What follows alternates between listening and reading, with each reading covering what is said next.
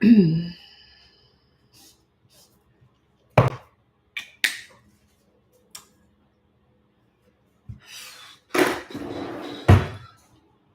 just waiting for everyone to turn up.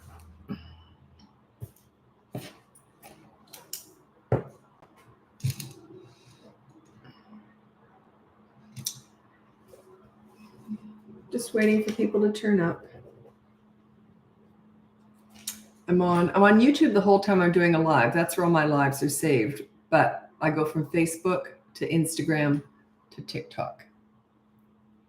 And they're all pretty busy.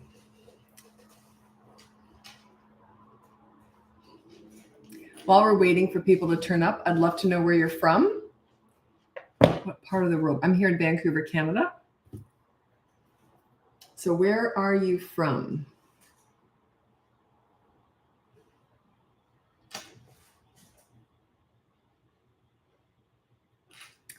What part of the world are you from? I see you on YouTube too. I got one person on YouTube.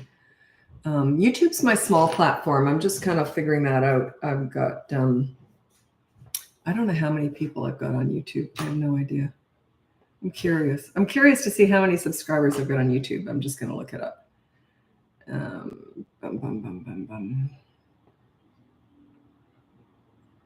13,000. That's pretty good. I've got North Louisiana, Oregon, Vermont, Melbourne, Australia. So my kids were raised in Sydney, my son was born in Sydney. My daughter was born in Brisbane. Alabama. Hello. Vegas. Okay. Fairfield, California. I always think I've been there, but I can't picture where it is. Okay. So I'm just asking where people are from. Actually, Facebook Lives have been slower lately for some reason. I don't know why. So I got to itch my back. I don't know why. Northwest Arkansas, Oregon. So I got itchy back. Okay. Yeah, no, the lives here on Facebook, they've been slower lately for some reason. I have no idea why. It is my slowest platform because I've only got I think 200,000 here on Facebook. But I usually get busy lives, but they've been slower. It has something to do evidently with Facebook pushing it out. So I don't know. But anyway, so it's a good thing for you. It means I'll get to your question easier. Broken Arrow, Oklahoma. Never heard of that. Maryland, South Wales. South Wales, wow. Okay, so let's get going with your parenting questions. My name's Lisa. I'm a parenting coach. And if you look on hi, Utah. If you look at the link above, you can see my free behavior board, my mini toddler courses, my big boot camp course, and you can look into coaching. Those toddler courses, I've got 4 of them. One is on tantrums, potty training, bedtime battles, and toddlers who hit. The boot camp course is 3 to 12 years old, and it's all about you and your leadership. It's 5 weeks. It's written and videos. It's an online course. Okay, Pensacola, Florida. I don't think I've ever said that before, the word Pensacola. I've seen it. I've heard it said. Okay. Okay, so let's get going with your parenting questions. Hi, Germany.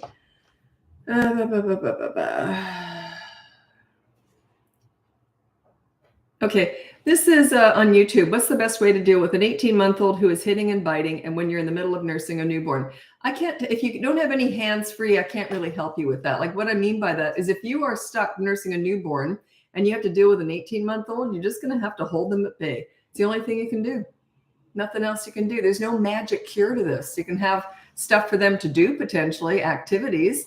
But yeah, you could maybe read a book to them while you're feeding the newborn. But yeah, it's just a transition stage. They're usually frustrated as anything because mommy and daddy aren't as available as they were. It's just a stage. There's just not much you can do. Your hands are tied literally. That's my least favorite client to get in coaching is when a mom has a toddler and a brand new baby. Because if you don't have any hands to handle the toddler, what are we supposed to do? Because they're not about words, they're about actions. You have to be able to physically push them away or remove something from them or remove them from something. You see what I mean? So yeah, it's tricky. Okay. My 7-year-old says a lot of negative things about himself when he has gotten in trouble. Well, yeah. If they say it when they're happy and they're not in trouble, then you'd worry. But if they say it when they're in trouble, it's just pure manipulation. I hate me. You hate me. I'm awful. I'm stupid. I'm dumb. No, you're not. That's okay. You know what I mean? Like they're just manipulating you. Because if they say it when they're happy, then you would worry. But if they're saying it just to try and get the pity going, yeah. So just say, okay, whatever. Just pretend you don't hear it, kind of thing. How would you handle a 3-year-old kicking during a diaper change? A three-year-old's diapers. You might want to check out my bedtime. Not my bedtime. My potty training course too. That starts at 2.5. But if they're kicking at 3 years old, they're pretty big at that stage, and they're getting a diaper change. I would put down no kicking and have a consequence after they're done. Say okay, because you can't. If physically you can kind of stop, prevent yourself from getting hurt, but you don't want them kicking, so they can understand consequences. Check out the behavior board and put down no kicking as the rule. You got a 2-year-old, 2 years and 7 months old, but very switched on. Is it too soon to start a behavior board? I would say yes. It's usually 3, maybe 1 or 2 months before, but that's awfully young. I had a parent going through the boot camp course, and they started at 2.5, and they said, yeah, it was too early. And then they started again at 3, and they said, yeah, there was a big difference.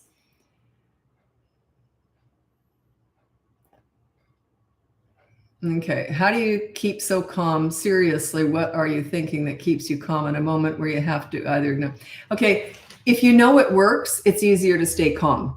So just have faith in the fact that this works. Not the first time, but it will eventually work. Okay. So just have the faith that it's going to turn out. There's lots of things like that in life. If you were guaranteed the results, well, there's no guarantees with human beings, but if you were pretty sure that what you're doing, which is really difficult to do, is going to work out, isn't it easier to go through the tough stuff?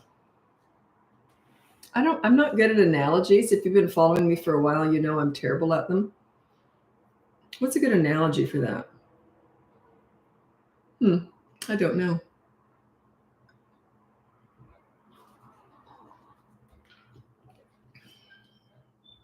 But that is your own personal challenge, is to stay calm when you're following through with this. I can't help you with your own personal challenge. Do you know what I mean?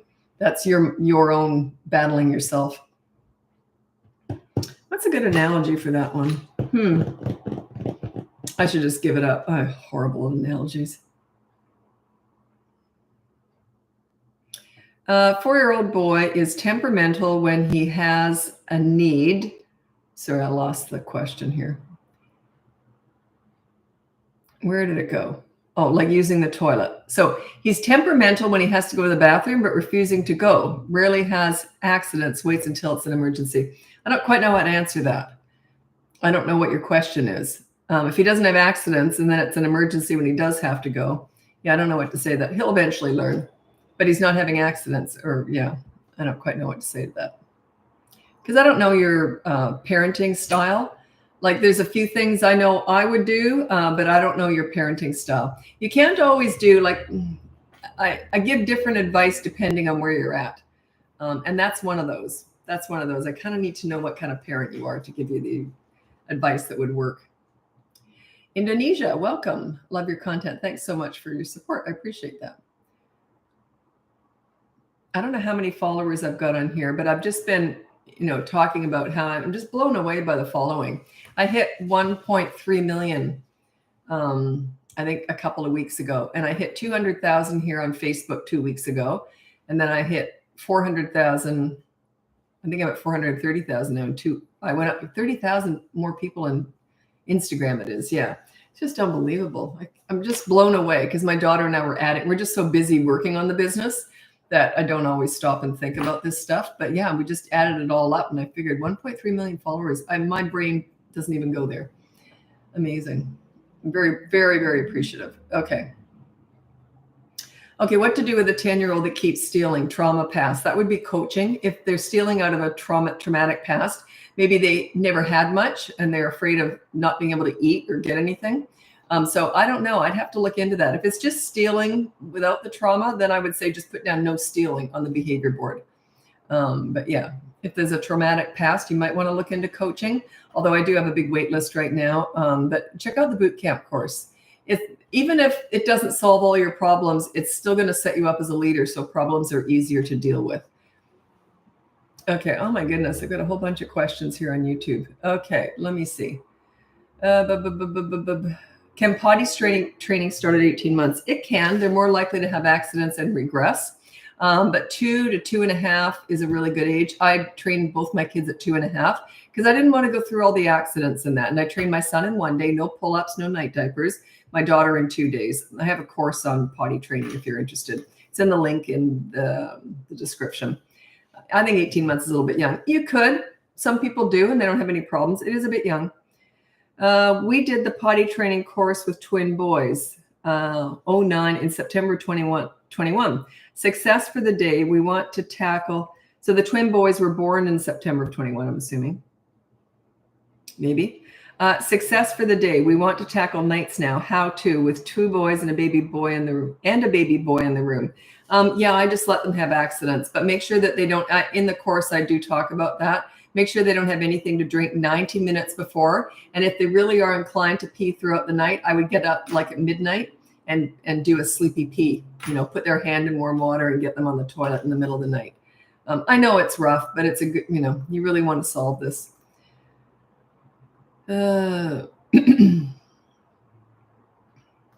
Toddlers sometimes. Okay. Sometimes I struggle with balance. This is on YouTube. Sometimes I struggle with balance of needs versus wants. For example, my child has in the past said I'm not hungry and refused to eat. Then a short bit later asked for a snack. Well, generally snacks are more fun and more tasty than food, like the meal. I would save the meal. I would say, well, sure, I've got your dinner sitting in the fridge. We'll just heat it up. That's what I would do.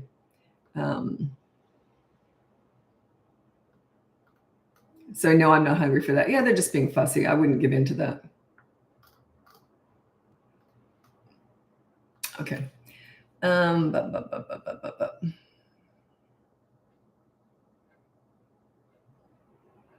Has tantrums and wants us to read his mind. They don't care if you understand them. If they're, you didn't put the age, I'm assuming it's a toddler. So they don't care if you understand them. They just want what they want. If they have what they want and you don't understand them, they could care less.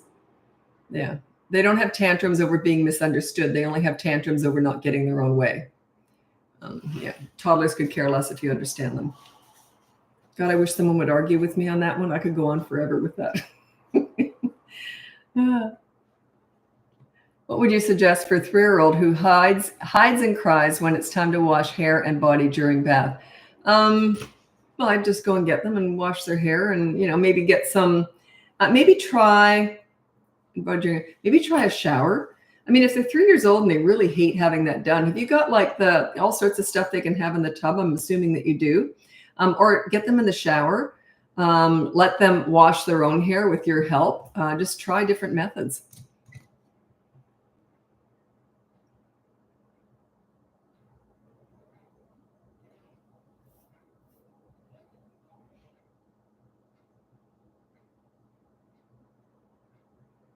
Oh, you're going to hate my answer. It's from Sarah Brock. How to implement behavior board on my own children when I babysit other children at my house during the day. Yeah, you could potentially have the same rule for all the kids. Or it's sort of like saying, like, you just have to follow through with your own kids. Other kids can often understand the difference.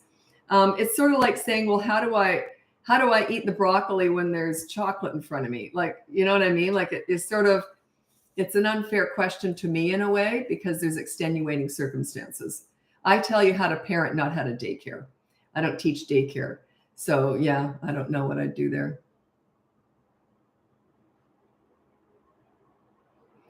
3-year-old will not stay buckled in her car seat. Okay. So there are these things that you can get. I have clients who've got them and they're like a vest sort of, and they get clipped in on top of the buckles and they can't get out of it. It's for children who have a lot of children who have handicaps, disabilities and that, and they're really good at getting out of the car seat, but that's what that was evidently invented for. So look it up. It's just called a safety vest for car seats or something. I don't know what it is, but yeah, look it up. So there's no way no way you want them getting out of that car seat.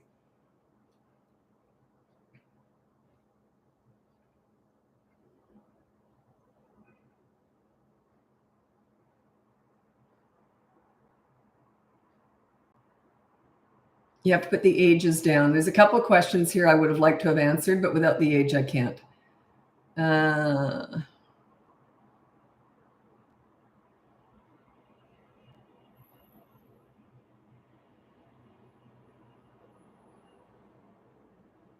Okay, I'm going to read this out loud just so I can say something I'm going to say.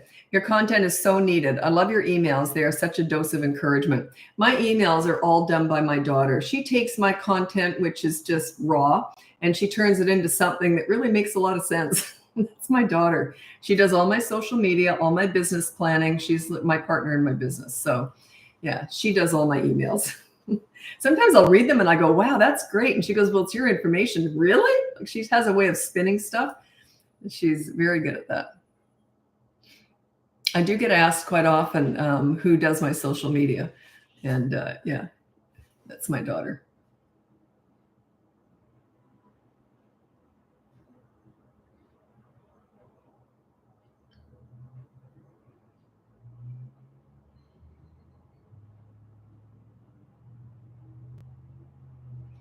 Okay, this is from Amel Lima on YouTube.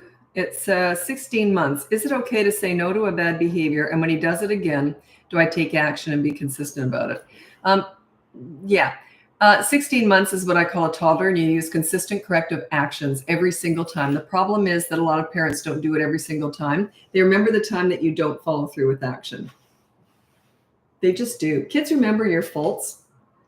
I remember once my son was probably about 18 and we were laughing at all the dumb things I've done, like just stupid stuff.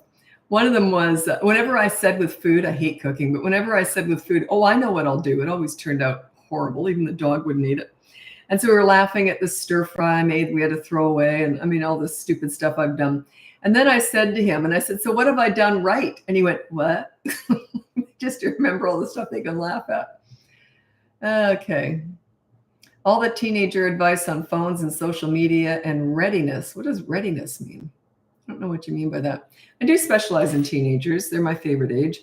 I'm going to read out my top 4 tips for parenting teenagers, and then I'll give you my media management advice. Okay, these are my top 4 tips for parenting teenagers. Number 1, listen to understand and show empathy. You don't listen to gather information to lecture with, or they will shut you out. If they want your advice, they'll ask for it. By the way, they already know it. Number 2 is you negotiate pretty much everything. It goes something like this. Hey, I want your dirty clothes in the hamper from now on. What do you want from me? It's not a blanket statement, but do that with as much as you can. Number 3 is the new one that I added, and it is don't leverage the good times to discuss the bad times. If you're sitting having a good chat with your teenager, don't use that opportunity to say, now this is what you did that upset me last week, and that they'll just shut you out. Okay, so don't leverage the good times to talk about the bad times. There's hardly ever any reason to talk about the bad times anyway. That's a whole other conversation. Anyway, and then don't sweat the small stuff with teenagers. If they do something stupid, just say, well, that was stupid. Do you want to hear what I did when I was your age? And then laugh it off. Okay, it's no big deal. Okay, media management. I've got a bunch of videos on that if you're interested. But basically, there's 3 different ways of managing media. 2 are okay, but I'm not crazy about them. And I'll tell you the third one last. The first 2, one of them is that you have a certain allotted amount of time every single day that they can go on media. The second one is that you have a certain time frame during the day that they can go on media. I'm not big on either one of those because you're kind of micromanaging them. I like the third one. You give them so many hours per week that they can go on media, and then let them decide when that is. They might binge watch everything by Wednesday, and then they've got no media Thursday, Friday, Saturday, Sunday. Chances are they won't do that again. So it's their choice, right? You just keep track of the minutes. Don't ask me how many hours per week because there is no definite. You just got to decide what feels right to you.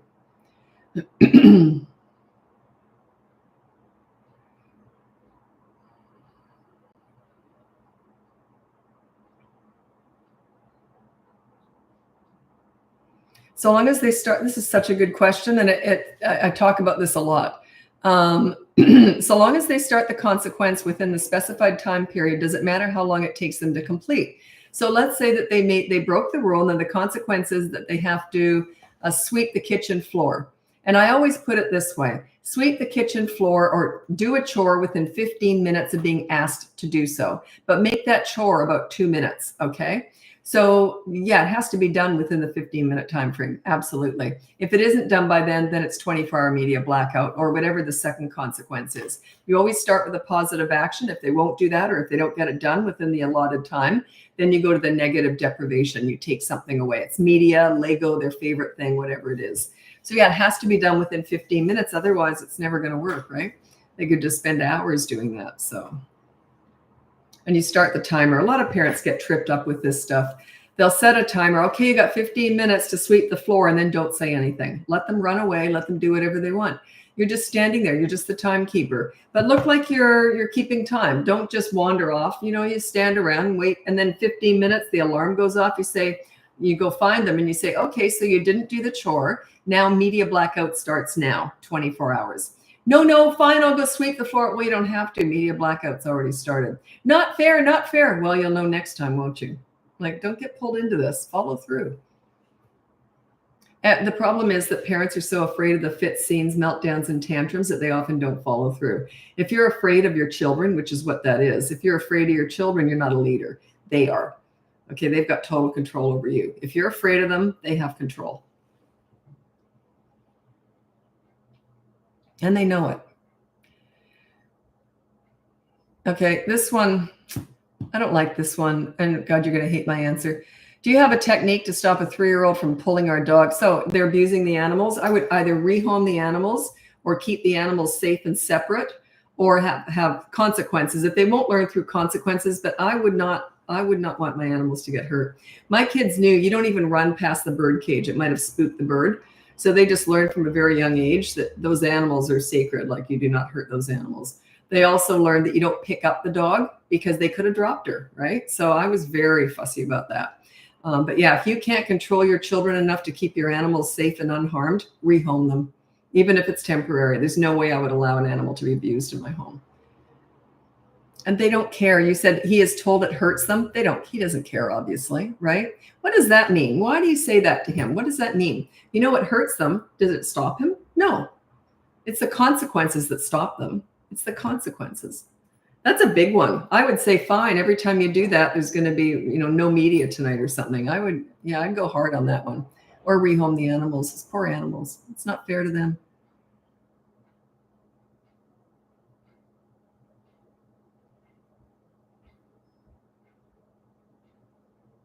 I have no idea what you're talking about here. Do a chart for moral stuff. Do I give all the points up front and then make them go away? Or opposite, start at 0 and give. I don't do that. I don't do anything like that. That's not me. I don't know who you must have seen someone else. That's not me. I would never have talked about that, anything like that. No. Should I be implementing different consequences for my 3-year-old? I've been taking away her favorite toy every time she doesn't listen. Okay, what you could do is start inventing consequences. So what I mean by that, so you take away the favorite toy. If it's not working, what's the second consequence? Or is that the second one? Is there any screen time that you could take away? If not, you could say, I'll tell you what, I didn't like what you did. We were going to go out for ice cream tonight, but now we're not going to because you did that. Okay, that's called inventing leverage. I don't like doing it, but sometimes that's all we have. You were never going to go out for ice cream. But then can we go tomorrow night? Say, well, I don't know. We'll see how things go. So it's just, I got a lot of different methods. That's just one of them you could try. How can I get my 14-month-old and 21-month-old? Well, how many months is that apart? Boy, they're close in age. To stop throwing food from their trays. When a little one throws food, you pick it up, throw it in the garbage, and you say no, and then you hand feed them. They're usually going to go like that and they won't feed. Say, okay, all done. Then clean them up and put them down. Maybe 30 minutes later, put them up again, give them a little bit of food because if they're going to throw it, you don't want it all ending up on the floor. They throw it on the floor, do the same thing, hand feed them. If they're hungry, they'll start eating, but you hand feed them. And then, they won't like that. They'll eventually learn to feed themselves. Do you do reward charts? No, I can't stand them. I don't do reward. That's why you asked that. I don't do them at all. I'll tell you why. They work in schools, which are institutions. Those are businesses. I'm home-based. I teach parenting. It's personal. A reward chart for good behavior is telling your child you're normally rotten, but if you should happen to be good, you'll get a reward. There's no freaking way I would reward a child just for baseline being nice, being respectful. No way. That's my baseline. I don't reward for that. Yeah, it's telling them they're rotten. A behavior board tells them you're normally wonderful, but if you should happen to do something naughty, I know how to take care of it. And don't use reward charts. They're not good at home. They work in schools. But a lot of stuff, like a huge portion of my clients are teachers, principals, and child psychologists. I couldn't do their jobs, but they struggle with parenting. One's a business, one's personal. I'm personal, I'm home-based, I teach that. I couldn't do their jobs. They struggle with parenting too. So just like you do. But yeah, schools often use reward charts and think they'll cross over at home, and they don't. Yeah. Said he's adopted. I don't know what that means. Does that make any difference? I was adopted. Trying to build self-confidence in teen years when consistently dealing with neighborhood bully next door. Well, that's too big of a question. Like, I don't know the story behind that. Yeah.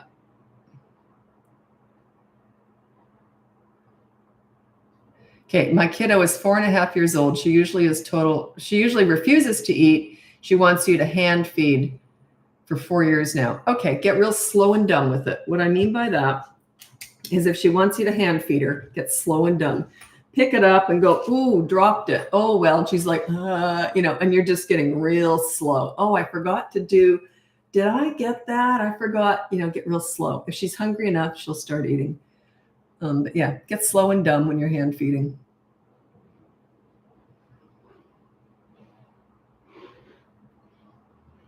Oh, I see. She was letting you know the age gap between 14 months and 21 months. One is adopted. Oh, I see. Sometimes people tell me they let them get away with stuff because they're adopted. I've heard that before. So yeah, sorry, I got that mixed up. I mess up all the time. Okay.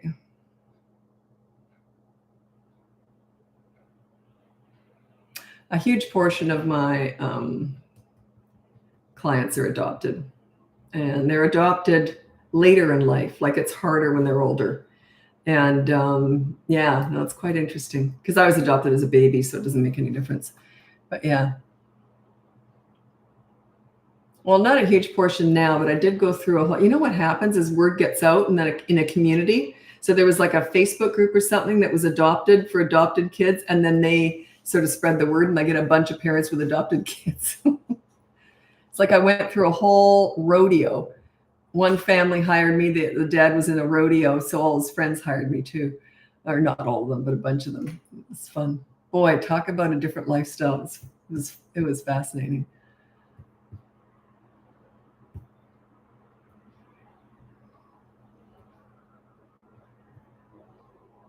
Yeah, he said he's adopted. Yeah.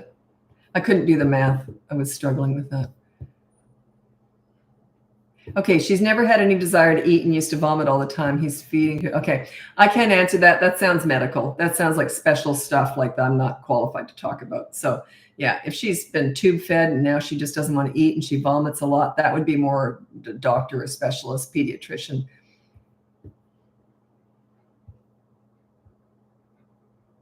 Okay, how to remove pacifiers. Well, I'll tell you what I did with my son.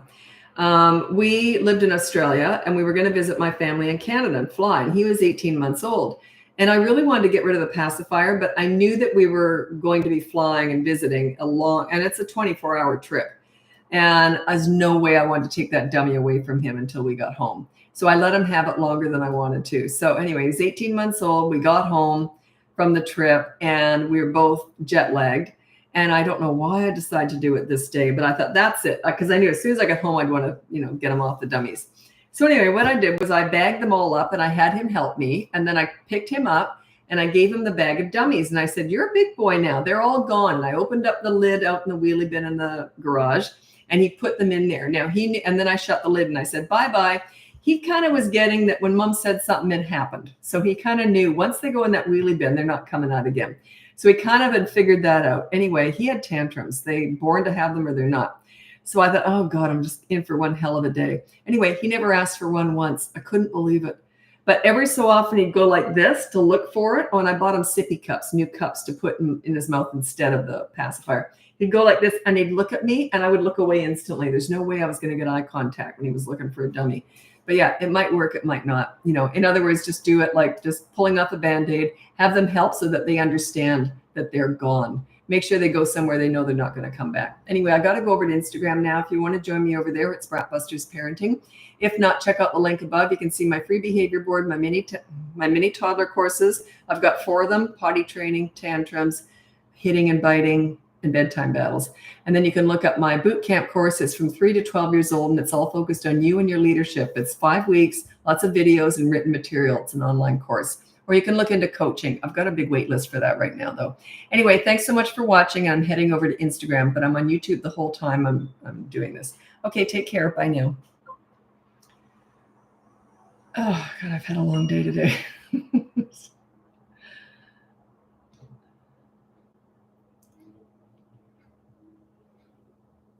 It's just hard when you talk for a living. Your voice starts to give up.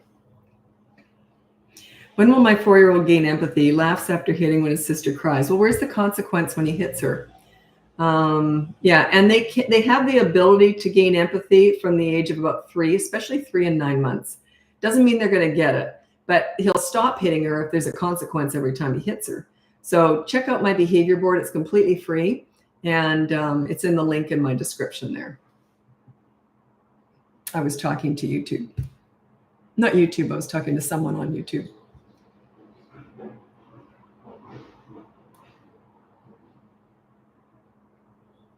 Yeah, I don't let people in on my lives. I only did it once a couple of years ago, and it was a big one too. I had like 20,000 in the live. And yeah, they just talked about their business they were trying to sell to my live people. Oh, I was horrified, and I was new at it, and I was trying to get rid of them. I didn't know how to do it. Anyway, it was horrible. I never let anyone in since. It just scarred me. How can I get my son to stop putting his hands in his diaper? Well, I don't know how old he is. But yeah, you just have to tighten it up or put him in overalls potentially and keep an eye on him. Everything's temporary, right? 2-year-old is running away, then get a leash. I just had a client today. We were talking about that. If they're runners, there's 4 things they're born to do or they're never going to do. 1 is running, 1 is climbing, 1 is tantrums, and 1 is hitting. Running and climbing often go together because they have no physical fear. So, but yeah, if they're a runner, put a harness on them before you go out, or the little wristlet thing. And then as soon as you say no running, and then as soon as they start to run, clip them in and keep them clipped in for the rest of that outing. It's going to be a nightmare. So maybe do some dry runs, places that you don't care about, that you don't have to go to, so they can kick and scream and lay down and have a fit, and that's okay. You have to put the age down or else I can't answer.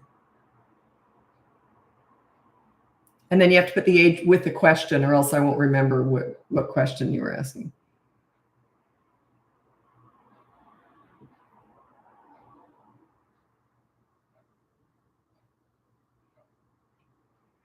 Okay, my toddler 3, I call 3 and 4-year-olds preschoolers. It's just my own way of my own vernacular. So 3-year-old needing me to hold his hand to go back to sleep, wakes up at least once a night. Any tips? Check out my bedtime battles course. It goes from 2 to 8 years old, and it goes into it's in 2 parts: how to get them in bed, then how to keep them there. How to keep them there is the hard part. Because yeah, I wouldn't be doing that. He doesn't need that. Okay. So yeah, I would check out that course. It's a whole system how you do it. It's not pleasant. It's usually a really bad night, but it's kind of worth it.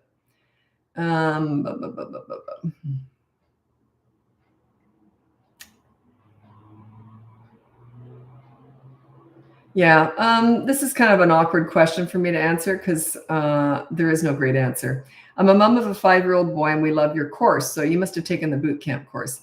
I'm his mom, and I co-parent with his dad. Do you have any suggestions on how to handle them living in 2 households? Should each of us be the leader? They adapt very well to 2 completely different households. It's like this. They also adapt to school and home being very different. They also adapt to a babysitter being different. They're actually quite adaptable. So you don't have to be the same, but you want to be on the same page, if that makes any sense. You don't have to have the same style, but you be on the same page and that you don't go against the other parent.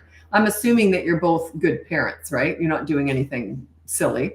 So yeah, you want to be on the same page. Like if my kids would have asked one of us something, we probably would have checked with the other one and said, well, did you say that they could do that? Or, you want to be on the same parenting page, even though you're not together. So yeah. But you don't have to both be the same parents. Like I said, they adapt to school and home being very different. And they can adapt to two different homes also. The hardest part for me with that is when it's a teenager and they don't get what they want at one home and they threaten to go over to the other one. And then the other parent lets them in. Yeah. You got to be on the same page. You got to say, look, just because your mom won't let you play video games all night, you're not coming over here for the weekend to get, to do it over here. You can come over if you want, but there's no video games here either. So you got to be careful that you don't let them play you against each other as they get older.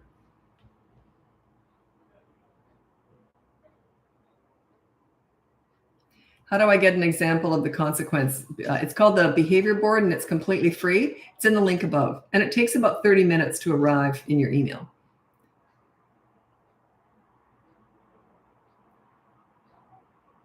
How do you hold them accountable to the consequence?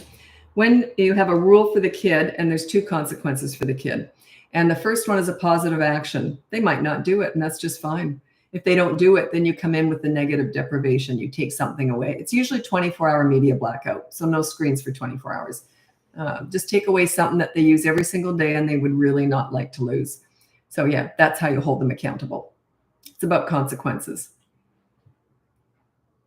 And then if they argue, just say, well, it was your choice. You saw the board, right? It was your choice.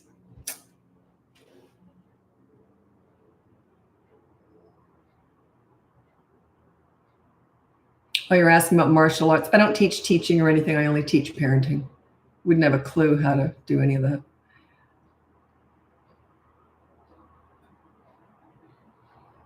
I get asked to do a lot of stuff with schools. I don't teach teachers. I couldn't possibly do that. They're very different. You don't parent the same way you teach. It's a different relationship. So I only teach parenting. I don't teach teaching. I wouldn't have a clue. I'm not a teacher. Wouldn't have a clue how to do that.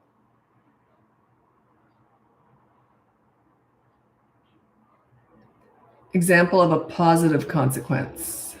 I call it a positive action. So it's something that they do that's positive, like they help you with something, they do a chore. So it's a positive, like they're doing a good deed, basically. Could be just mop the floor, could be sweep the floor, wash a window, help with laundry, clean out the toothpaste from the sink. Yeah. Could be anything like that. Could be sort out, organize the shoes in the cubbies by the front door. Yeah. It don't get caught up in what the consequence is. People do this. It doesn't matter. It's just a positive action. Don't get worried about what it is. And sometimes they like it, and that's okay. It can work that way too. But if it's not working that way, then find something they really don't like.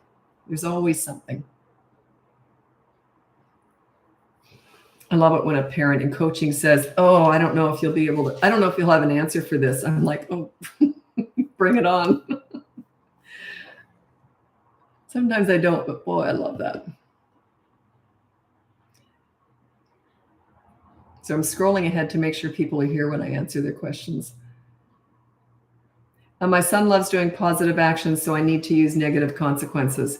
If he loves doing positive actions, you can't just I don't just like to go to the negative consequence, but if that's all you got, you might have to. But what I might say is, let me think. It's usually like if they don't, like it's cleaning out a window sill or something, there's usually something that you can get them to do that they don't like, usually. My 3-year-old learned a bad word, so how do you detour him? If you don't detour him, you have a consequence. Consequences is how we all learn. We're all accountable because of consequences. That's why we pay our taxes. We don't want to go to jail. That's why we pay our rent. We don't want to get kicked out, right? That's why we don't walk out the door with the groceries without paying, because we don't want to get caught, or you know what I mean? We don't want to go to jail again. So life's about accountability, about consequences making us accountable. So.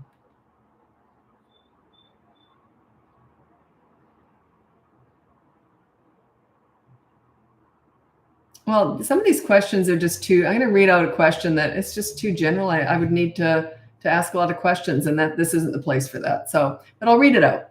How do you differentiate severe behavioral issues, hitting, kicking, spitting, versus more behavioral health needs? I wouldn't have a clue. I'd have to assess that. So yeah, wouldn't have a clue.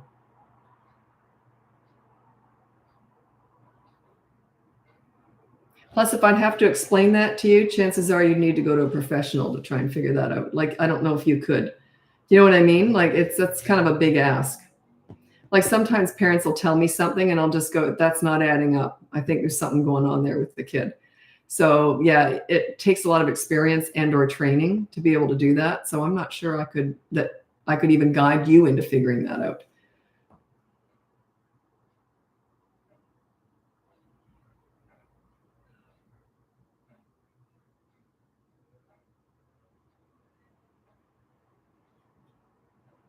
Oh, this one's an easy one. 5-year-old falls, then says he can't get up or looks up, walks into something or walks into his 3-year-old brother. And when I tell him what to do, he'll say, oh, I didn't see you. So he's playing you, he's manipulating you. I would just say something like, quit pretending you don't know what you're doing. He's 5, he'll know. And then tell him some examples. And every time he lies about and say this lying, it's basically lying. And so say, yeah, you can even just put no lying. And this is why I'm addressing that. Put it on the behavior board. And every time he does, there's a consequence.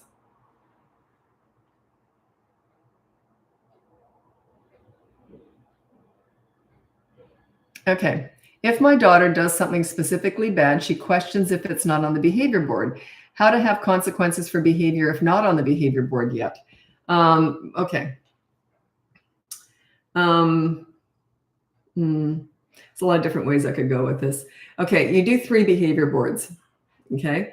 So week 1, you've got the first one. Then by week 3, you have 3 of them. So that's 3 different rules you have.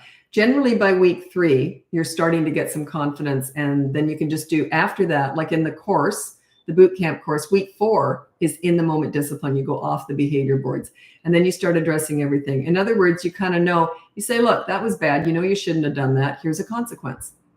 And then if they don't do that one, then you say, okay, media blackout. So you just come up with it. Because you've already learned how to do it. The behavior, like I would never use a behavior board. It's just a teaching tool. It's teaching you how to do this. So by week 4, you know how to do it. You've had 3 weeks of practice. So then everything else they do bad. Well, that was bad. You know, you shouldn't have done that. So here's I want you to sweep the floor. Okay, and 15 minutes starts now to sweep the floor. Oh, I just got a message. And then if they say, I'm not doing it, I'm not doing it. You're just timekeeping. You don't say a word. As soon as the 15 minutes is up, oh, the floor wasn't swept. Media blackout for 24 hours starts now. So, yeah. But you got to get some practice under your belt first. And all the other stuff that isn't on the behavior board, you can't address that until week 4. Like you're just focused on that behavior board stuff. I'm in week 1 of the boot camp and doing well so far. I have a question. Is back talk something that will sort itself out during the program, or is that, yeah, you never put back talk unless they're swearing or name calling. Because that's specific things you can put on there. Here's how it goes. Attitude is something that you never discuss or never address. It takes care of itself organically once you're a leader. They just don't backtalk or sass a leader. They would be embarrassed because they look up to you. That's the whole point. Leadership, they like themselves when they're with you. You bring out the best in them. They respect you. You respect them. They don't give you any sass and backtalk. Attitude is the very last thing to correct, and it corrects itself organically. That's the idea. If you've done it really well and followed through with all this stuff, that's how it goes. So yeah, you can't address attitude. There's no point.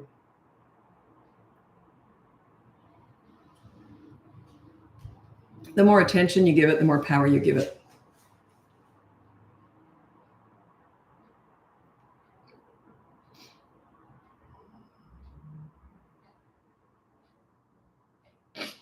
Okay.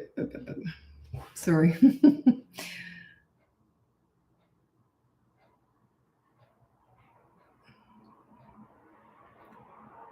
Okay. Does your system work well for children with ADHD? ADHD is not a disability. Okay. This is where I learned all this stuff. I didn't learn it with my own kids. I learned it with working with kids. I called them alphabet kids. They all had acronyms after their name. And then some of them would even introduce themselves. Hi, I'm Johnny. I have ADHD. And I'd say, my name's Lisa. I have FLS. It wasn't that, but it was something close. I have FLS. And they'd say, what's that? And I'd say, Foxy Lady Syndrome. So in other words, I don't care about acronyms. I don't care about that. So yeah, it does work with them. That's where I learned it. They taught me all this.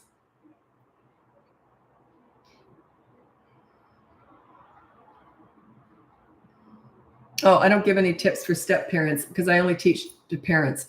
The reason is if I give you advice and the biological parents don't like it, see what I'm saying here? So yeah, a lot of my clients are step parents, but they have the biological parent there too.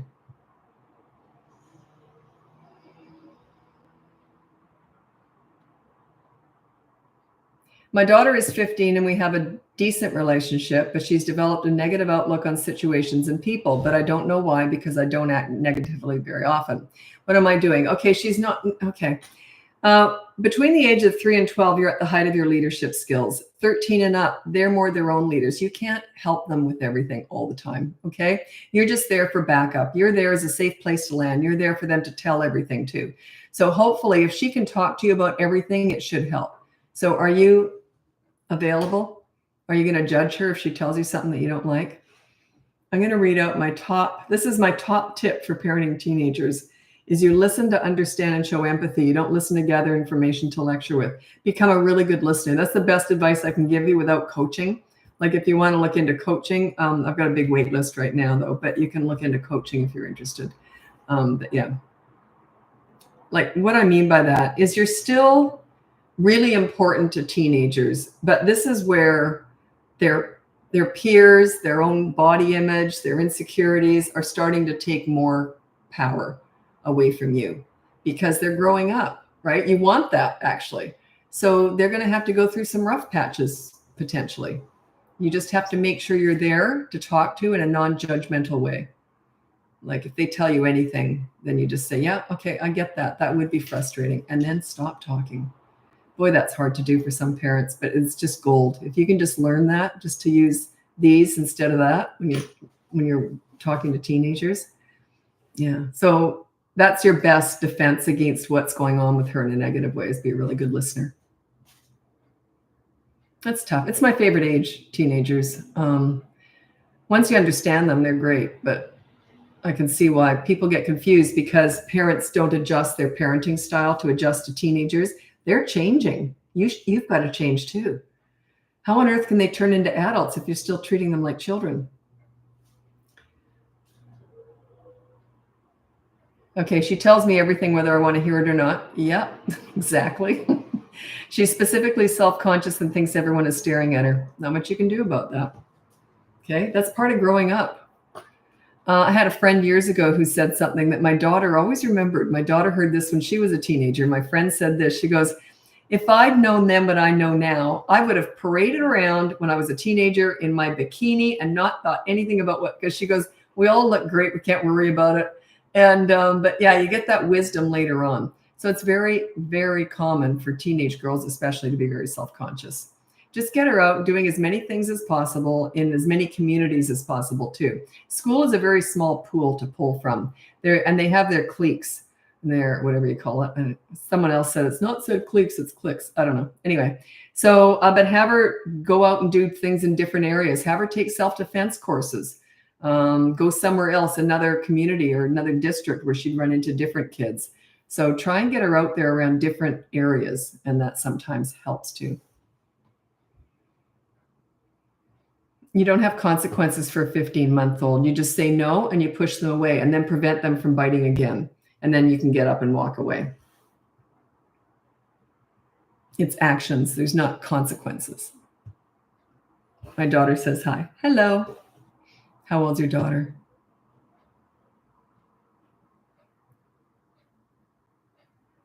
Oh, I love it when people ask this question. I know where you're coming from. Okay. Having something like sweep the floor as a consequence or anything that positively contribute to the house, wouldn't that discourage them helping around the house on their own? You don't try and make chores fun. They're not supposed to be fun.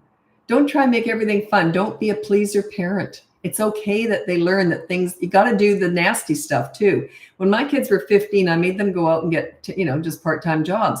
And I was praying they'd have to scrub a public toilet. It wasn't their jobs, but they both had to do it at one time. And I was so thankful. Yeah, just because they don't like doing it, don't worry about that. It's okay that they don't like chores. Don't be a pleaser parent. Don't try and make everything fun and easy for your children. Big mistake. I used to tell my kids, you got to do what you need to do before you can do what you want to do.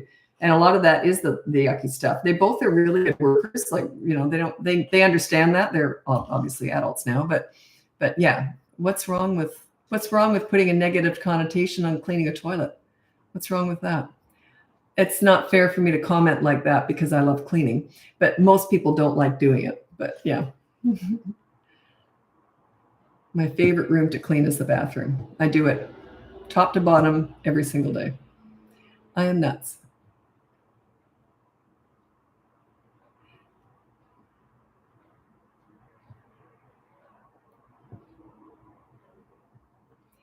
Okay, I don't know what's going on here. My youngest is 1.5-year-old and struggling. He has hearing loss and loses it when I don't understand any advice. So I'm assuming he does sign language. And also, children don't usually care if you understand them or not. They only care that they don't get what they want. Okay, so he loses it when he doesn't get what he wants because really a 1.5-year-old, they're not about understanding. Like they don't really care if they're understood. They just want what they want. So, but I'm assuming you mean like he literally has a hearing loss and he must be doing sign language or something, right? All I know is that.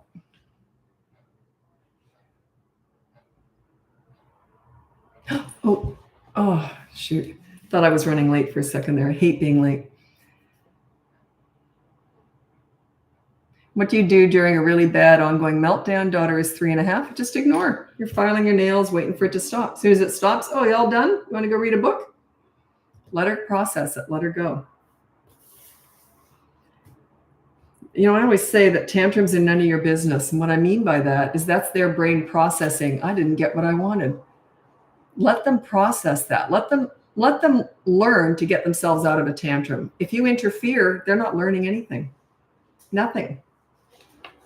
Allow them to process the fact that you're not going to give them what they want or any attention during a tantrum. Let them process that tantrums never work. She's 3.5. She can understand that.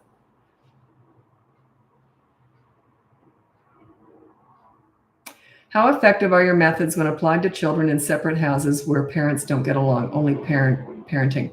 Yeah, they only need one leader, and it doesn't matter which house it's in, but they only really need one leader. Past the age of probably 4, they carry your leadership umbrella with them everywhere they go. So because that's with the leader, their self-esteem is at the highest because you make them feel good about themselves because they make good choices. So, and they like themselves the most. Therefore, it becomes part of their identity. Who they are with the leader is the most powerful position. So they tend to take that identity with them wherever they go. That's the idea. There can be exceptions. There can be more challenges, but basically don't worry about what the other house is doing. Okay. You just can only control yourself and what you do as a parent. I get that a lot in coaching. Parents, you know, they're fighting and they're not getting along. And yeah, there's a lot of that. I mean, I was lucky. My ex and I, we both took the high road and we didn't do any of that. But even if it's just one way, you take the high road if the other one isn't.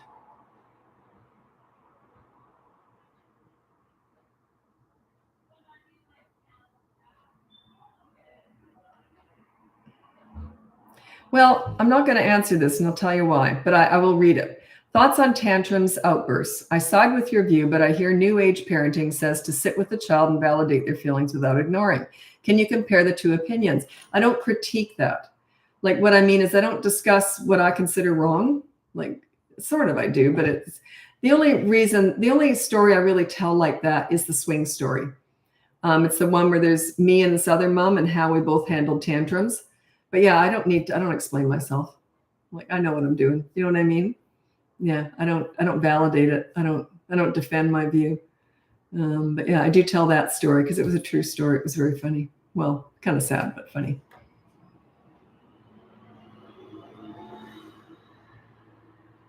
Seven-year-old boys not listening unless I yell. How do I fix this problem? Check out my boot camp course. You're not a leader or else you wouldn't be yelling. So check out the boot camp course. It'll teach you how to be a leader and they'll listen. They listen to leaders. Like I would never repeat myself because if I did, I just wouldn't. So yeah, check out the boot camp course. It's 3 to 12 years old.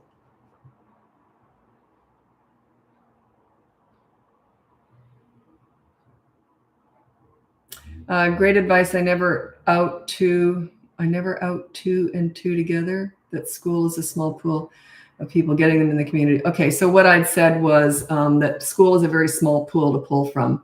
And they tend to get very definite identities in school. And it's not necessarily fair. It's not even always who you are. It's just maybe you're a really strong personality, but there's a bully who's beating you down.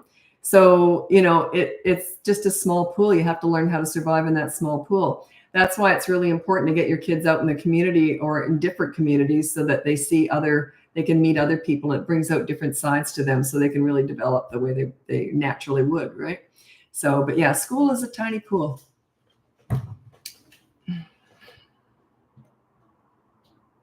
And you just got to hang around with some people just to survive. You don't even always like the people that you're hanging out with. But sometimes, especially in elementary school, it's even smaller because it's just your class usually. So there's like 30 kids to pick from. Yeah, it's tricky. Sometimes you luck out and you get a good friend. Other times you just got to make do. Nothing wrong with the other kids, but it's just you just don't get the chemistry that.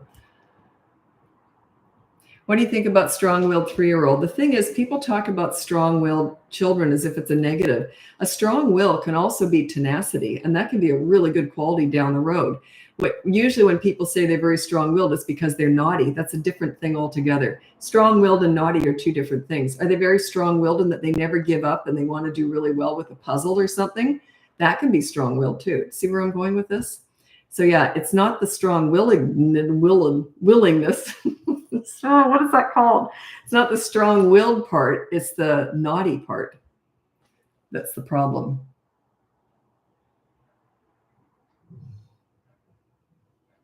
How did you tell your kids it was time to get a job, and what time frame did you give them? They were 15. And that was when it was legal. They're legally allowed to go out and get part-time jobs here in Vancouver, in BC. So I just said time, and they wanted to. I didn't hand them a lot of stuff. I was very careful with that.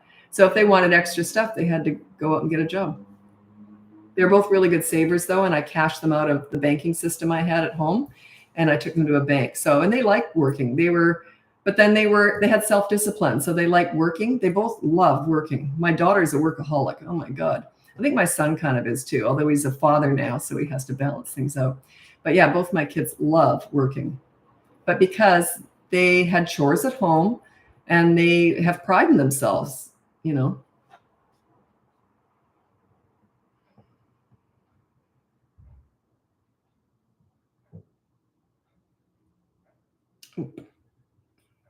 So I got to watch the time because I'm going over to TikTok soon. Okay, you mentioned there is only one leader. Does that mean that only one parent, still married, will be seen as the leader? Not always. I usually generalize and say there's usually a leader and often a pleaser, because the pleaser goes, phew, I don't have to do it. There's usually one parent who doesn't want to discipline and one who, I love discipline, because to me, that's the leadership role. And I want to control how the kids turn out. So I didn't want my husband messing them up. So he was very much, he didn't want to discipline. He loved the fact that I did it because the kids were so well behaved, and right? They were happy kids. So there's usually an obvious leader. You can both be leaders though, but there's usually one that's just that little bit stronger, right? If push comes to shove, that's the one that will probably make the call, make the decision. It's just the way it is. Do you do allowance for chores? No, I don't. They have chores. You live here, you contribute. I would never pay for that. I would never pay a kid to pick up their own laundry. I just think that's ridiculous.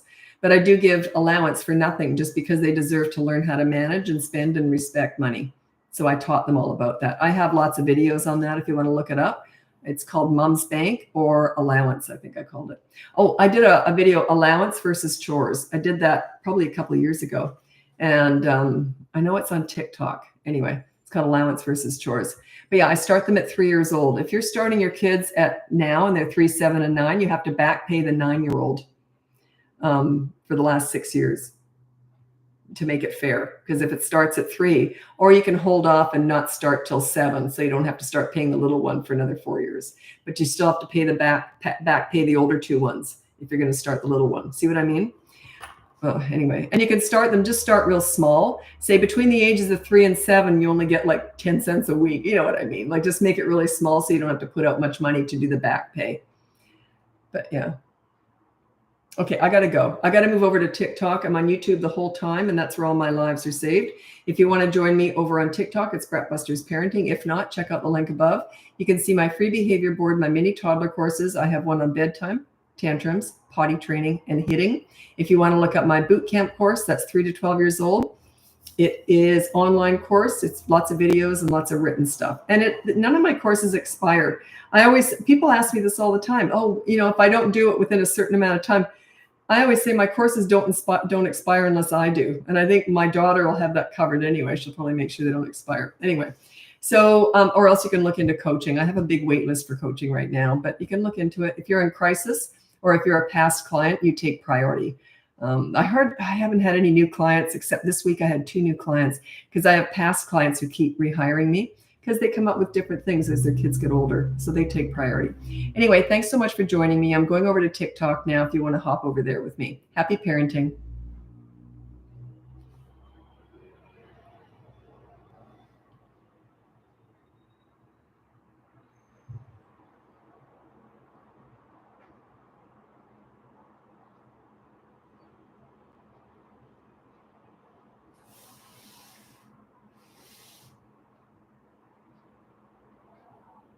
Okay. This is Rosalart. You've retracted a lot of messages. So has L. Jacob. I wonder what you were writing on there. This is on YouTube.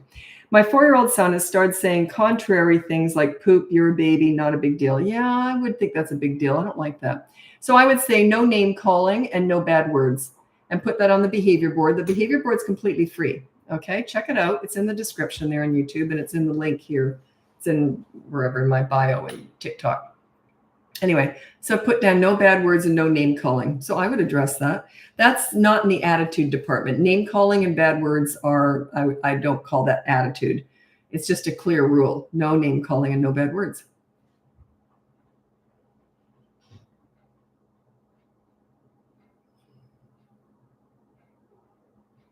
Okay. Oh, hello, Dot. How's the new baby? Not new anymore. I'm a grandmother now. My granddaughter's 6 months old today. Anyway, she's sitting up. Saw a picture of her sitting up. And I said, for how long? And they said, oh, about 20 or 30 seconds. I remember years ago, I had this neighbor and she had, I was walking past and she came running out just to chat, right? And we could see her. She had like the floor to ceiling windows. So we could see, she goes, oh, he's finally sitting up so I can actually get some stuff done. So he was sitting up and she had him all propped up and he was playing. So she thought she had all this free time. So we're looking at him just as she said, finally, he's learned how to sit up so I can get some free time. And he just went whoop and fell right over and started screaming. She let out a swear word like you wouldn't believe. It was hilarious. When I tell the story, I let that swear word fly just to make it more interesting. But yeah, finally, I got some time. Loop. Screaming, crying. Yeah, it was so funny. Tips to acclimate 3-year-old to new baby. There are no tips. They have to learn to live with a new baby. There's no tips. You can't make that any easier. When you first had a baby, were there any tips that really helped you? Like it's just a transition time. So yeah, I honestly don't have any tips. You can try the normal stuff, right, that other people say, but generally it's just a transition time. They'll adjust eventually. Okay, anyway, I haven't even introduced myself here. If you're new, welcome. My name is Lisa Bunnage. I'm a parenting coach. If you look on the link above, you can see my free behavior board, my mini toddler courses, which I have 4, tantrums, potty training, bedtime battles, and toddlers who hit. Then you can go out and look at my boot camp course that goes from 3 to 12 years old. It's all about you and your leadership. It's a 5-week course, lots of videos and written stuff. They're all online courses. Or you can look into coaching. If you're in crisis or if you're a past client, you take precedence. But otherwise, I have a pretty big list, a wait list for coaching. But I was hoping to get to it last week. I didn't get to much, because I had repeat people coming back. So they always take priority. Can you re-explain being a leader? I have an almost 3-year-old. A leader is a person who deals with bad behavior, then focuses on the good kid. Okay, and it's the pool story. The pool story is the very first video here on my channel, and it's example of leadership parenting. And so you deal with bad behavior, then you focus on the good kid. Okay, that's a leader. If they like themselves when they're with you and they want to please you, you know you're a leader. Okay. They look up to you. You make them feel good about themselves. They like themselves when they're with you. I remember I used to work with troubled teens, and one of them said to me, I didn't like myself till I met you. Is that the sweetest thing you ever heard? Yeah, you got to bring out the best in them. Make them feel good about themselves. And they want to please you. Would they be rude to you if you made them feel good about themselves? If you're working with a kid who's never liked himself, he's a teenager, and all of a sudden he likes himself when he's with you, how is he going to treat you? Think about it.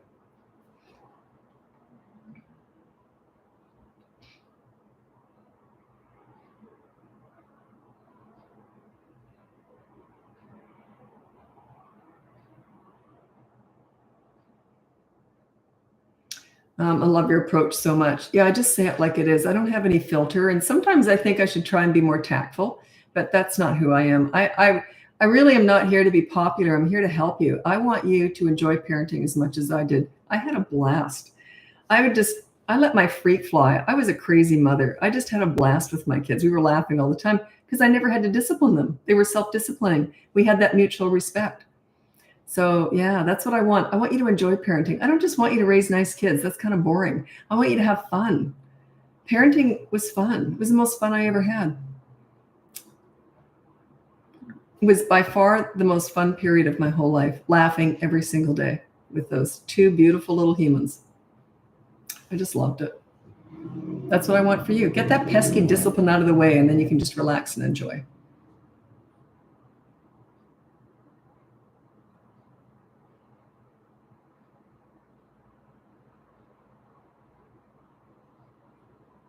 How to deal with a 2-year-old biting. I actually have a course on that. It's my Toddlers Who Bite.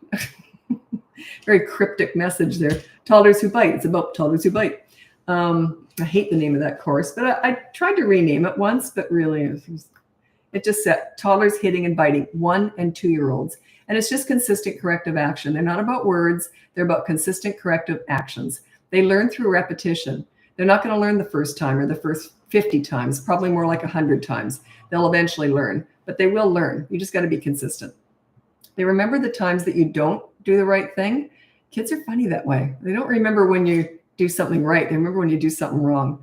But if you keep doing it right, they'll eventually remember. Toddlers who run, put them in a harness.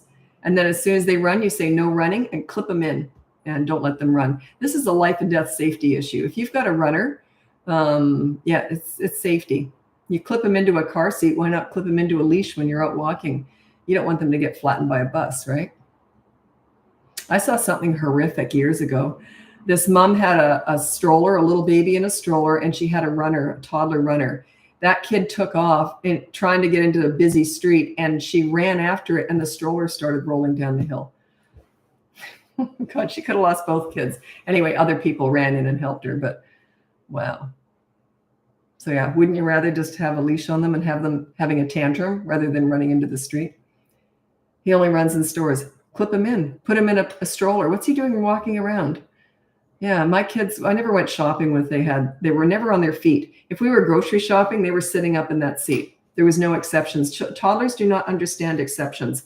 Why can I be free one day and not the next? They don't understand that. I was 100% consistent as a mother. We're going shopping, you're sitting up in that seat. And I always brought a goodie bag. Okay, I had like snacks, I had like a drink, I had little games, and I always traded it around. I always had a big bag of goodies on the fridge, like not to eat, but like little toys, cheap toys from the dollar store, and I'd switch them around. So it was different every time. And they only got that goodie bag in that shopping cart. Also, never let your toddlers help with shopping. You know why? I'll sometimes follow moms around because I know what's going to happen. You know what they'll do? Here, of course you can help. Put this in the back of the grocery cart or whatever, and they'll have paper towels. And then all of a sudden, I'll follow them around sometimes because I know what's going to happen. And then they say, no, you can't put this in there because it's a jar of pickles. That'll break. And the toddler doesn't understand that. Then they have a tantrum and the mom can't figure out what she did. She just set that kid up to fail. You can help they don't understand why they can help put paper towels in the back, but they can't put eggs and a jar of pickles in the back. They don't understand that. You're mixing things up for them. It's not fair to them. And then moms get all upset because their kid's having a tantrum. And well, they just did that to their own kids. So yeah, be consistent.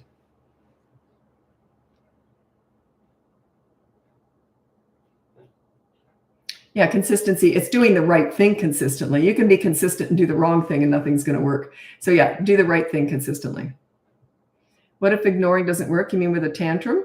I don't know what you mean. Ignoring with what?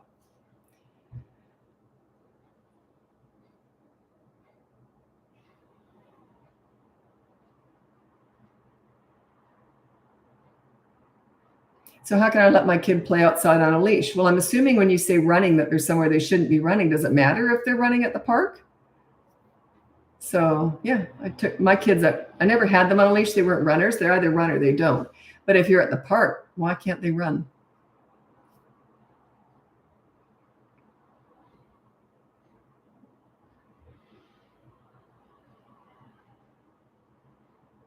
You have to put the age down or else I can't answer.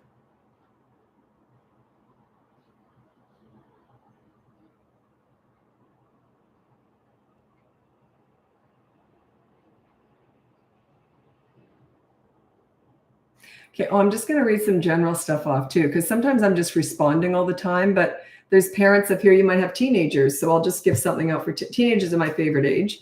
I'll just read my top 4 tips for parenting teenagers. Number 1 is you listen to understand and show empathy. You don't listen to gather information to lecture with, or they will shut you out. If they want your advice, they'll ask for it.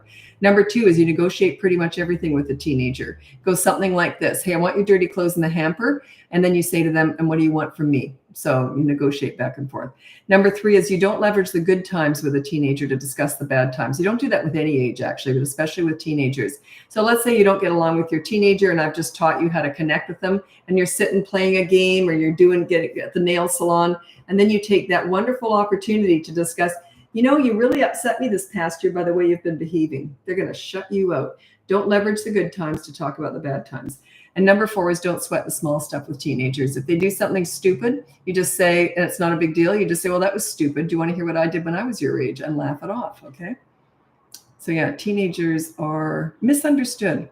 They're transitioning into adulthood, and parents have to transition their parenting to adjust to that. Why are teens your favorite? Because they're the most interesting. They're the most developed. They're the best company. Right? We're more likely to have stuff in common. Like a toddler, I don't necessarily like sitting on the ground doing arm farts, like with a toddler, but I really like, doing more stuff that teenagers do. Our interests are more likely to be aligned. I'm more likely to enjoy spending time with them because of the age. And also, you learn a lot. If you're, I learned a lot from teenagers. They taught me more. The troubled teens I worked with probably taught me more about myself than anyone ever did. Because boy, they pick out your weaknesses and they point them out. And but yeah. Advice on adoption and bringing a new kid into a big family. Well, I don't know the age or anything. I mean, I was adopted, so I don't know. And it was I'll tell you what my mom said to me. I remember this. I remember it really well. I was 2 and I didn't understand everything she said, but I was sitting on a big boulder in our backyard while she was gardening, and I had my little doll. And she said to me, oh, you love your doll, don't? And she looked at me funny, like she never talked to me serious before. And all of a sudden she stopped what she was doing. And you love your baby, right? And I'm like, yeah, I remember this though. And she goes, you didn't, that baby, and I think a neighbor was pregnant or something, and the baby was in the tummy. So she goes, you weren't in my tummy. She goes, your brother was, but you weren't in my tummy. We adopted you. We chose you. But you were in another lady's tummy, but you were chosen. So you were special. So I heard this growing up. And when I was probably about 5, I told all the neighborhood kids that I was special because I was chosen, but they weren't because they were just had. And that night, my mom got all these phone calls from all the neighbors, from all the moms in the neighborhood. Can you please tell Lisa to tell our kids they're special too, just because they weren't adopted? Anyway, so yeah, I think mom overshot with that. But anyway, that was a cute story. She goes, yeah, she had to tell me, other kids are special too. But you told me I was because I was chosen. Yeah, I know I did, but I was lying. Okay.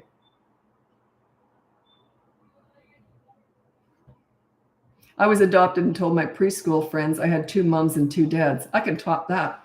I told, I was in grade 2, I think it was. And I told, I don't know what grade. Oh, Elvis Presley's daughter was just born, and her name was Lisa Marie. My name is Lisa Marie. So I told everybody that the reason why Elvis named his daughter Lisa Marie was that I was actually his first daughter, but he couldn't find me because the mom took me away or whatever, and then I was adopted out. So, and I never dreamt anyone would believe this. Anyway, so I told everyone that he named his next daughter Lisa Marie because he missed me so much. And then I even did the lip curl, and everyone believed it. I couldn't believe they believed it. When you're adopted, you can be anyone you want. Yeah. How do I keep my 2-year-old in timeout? I hate timeout. I can't stand it. So I would suggest you don't do it. Yeah, I don't like timeout. What book do you recommend for learning about? I've never read a book on kids or anything or on parenting, so I don't know. I only teach through experience, and I only teach what I know. Like, I've never read a book on kids, so I wouldn't have a clue. But I'm sure other moms would be able to tell. Just look on Amazon for bestsellers, right? What do you do recommend instead of timeout for 20-month-old? They're about consistent corrective actions. Every single time they do something that you don't like, I'd suggest pick one behavior per week that you want to correct, and you just do consistent corrective actions. Like example, if they throw a toy, you say no, and you put that toy away where they can see it but can't touch it. Yeah, consistent corrective actions. You got to do it every single time though, or it doesn't work. You always say you're about actions. Yeah. With little ones. They're not about words. How long have you worked with kids?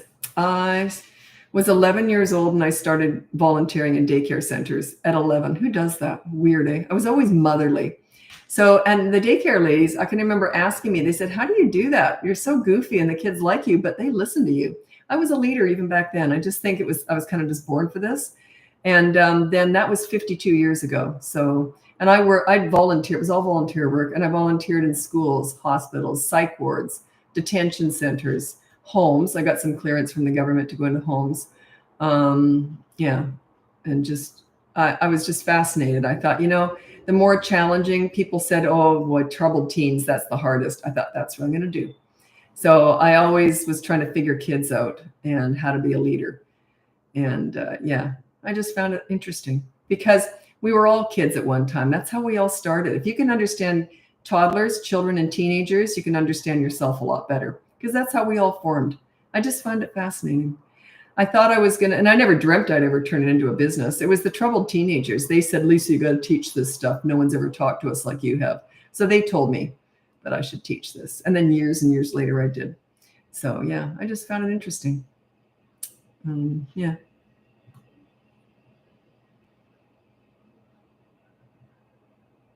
I don't critique other parenting methods. I just think that's kind of tacky. I talk about the old-fashioned authority and the newfangled pleaser parent, and I'm sure there's a whole bunch of methods under both of those. But I just generalize about those two big departments, or you know what I mean? But yeah, I don't pick and choose any specific style because I've never looked at them. Never. Why would I? I'm very careful about that. So if I'm ever criticizing something, I don't know who or what I'm criticizing.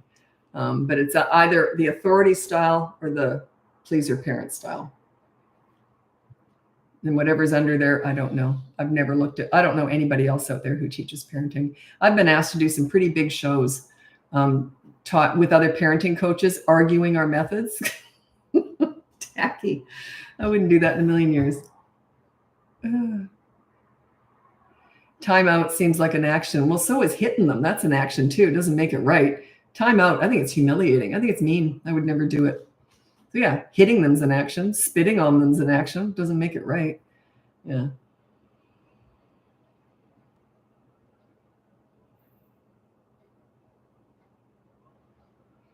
Two-year-old gets very frustrated when he has to wait for anything. Is that a question? Yeah, that's right.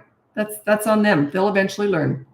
You can't fix these things. They are learning. They are developing. They are brand new, fresh human beings. They are learning. You have to allow them to learn. And some learning is difficult, and that's okay.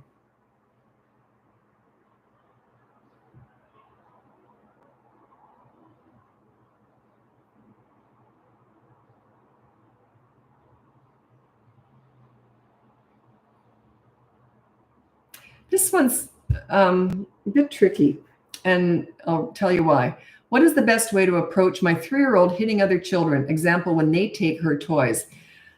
I never condone hitting, but when you're a leader, they don't tend to hit, and I'll tell you why. Let's say, and I always punish the instigator, not the retaliator. So she's the retaliator. The instigator is the one who took the toy. That's the child I punish. But then I also have to punish the hitter. And I say, you can't hit and you can't take a toy away. So I'd have to punish both. What will end up happening is that retaliator will come to you because they know you know how to take care of business. Children only tend to not get along when they feel there's injustices or unfairness. When they have a leader, they don't tend to fight because they know you know how to take care of business. You'll look after it. They trust you to be able to deal with it. So yeah. But yeah, I always tend to punish the instigator, not the retaliator. But if they hit, you have to do both. Okay, I got to get going. Thanks so much for joining me. If you check out the link above, you can see my free behavior board, my mini toddler courses, of which I have 4: bedtime battles, tantrums, potty training, and hitting. Or you can look into my boot camp course. It goes from 3 to 12 years old. It's all focused on you and your parenting. It's a 5-week course, lots of videos and written material. It's an online course, doesn't expire. And I also have in there a whole bunch of group coaching sessions that I did with a group of parents. So it's kind of fun to see the other parents going through the same stuff you're going through. Or you can look into coaching. I do have a big wait list for coaching right now, but if you're a past client or if you're going through crisis, you get in front of the line. So anyway, thanks so much for joining me and happy parenting. Take care. Bye now.